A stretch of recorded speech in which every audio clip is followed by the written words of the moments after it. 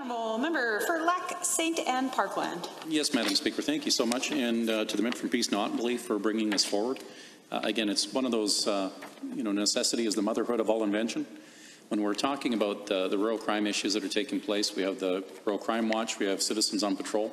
I think this is a wonderful way of augmenting that and actually, Madam Speaker, herding the cats together, if you would.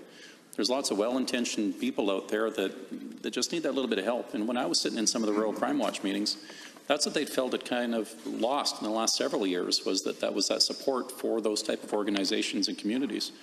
And when you look at what took place with COVID, I mean, the member from Drayton Valley had mentioned that as well, with people coming together.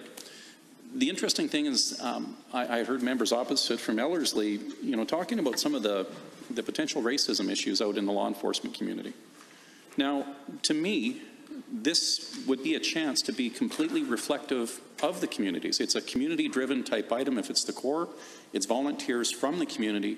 If anything would help take away of any problems with that, this would be it, because this is a boots-on-the-ground citizens group that has a vetting process that goes through that. So in my area, I border on Edmonton, and also recently, some may know that I keep getting calls from the Chinatown community. So to put in context there, I found it very interesting that at the center of Edmonton, you've got a community there that feels underrepresented in the way of security. They had talked about the drug issues down there, the treatment centers, etc. And in their particular area, they've got their own unique rural crime thing happening, where they don't feel safe, where they were reaching out to law enforcement to get more coverage, where they weren't getting the coverage that they needed. There was the folks that owned the Italian Center, they're 80 years old, they'd worked hard their whole life, and they almost had their building, well, they did have their building burned down, and thank goodness they got out in time. And all I could think of is the same as the member from Stettler, Drumheller, is that feeling when you're away from home and you can't get there to help out, and you don't know where someone is to be safe, to take care of your own family. This isn't just happening in rural Alberta, this is happening everywhere.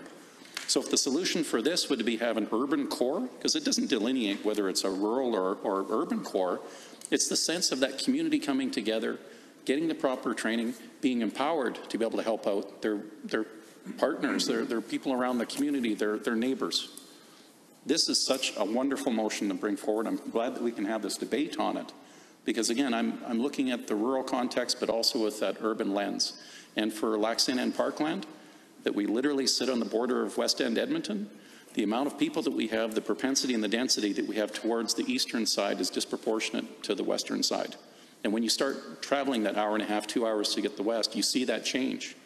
But we're so close to the city that, again, coming back to one of my constituents who's an Edmonton City police officer, who lives in my area, who gets to deal with the stuff that's happening down here, we don't have a crime issue, we have a drug issue.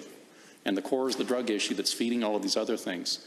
And the reason why the criminals go out of the city to the outside borders in the outskirts where we're at is because they can get around. It's like one dog chasing 20 rabbits and you got them scattered out in a quarter section. Good luck. But if we had citizens that could step forward and help their communities and help each other, I think we'd solve a lot of these problems. So thank you so much. I'll be voting in favor of it. And great initiative. Thank you.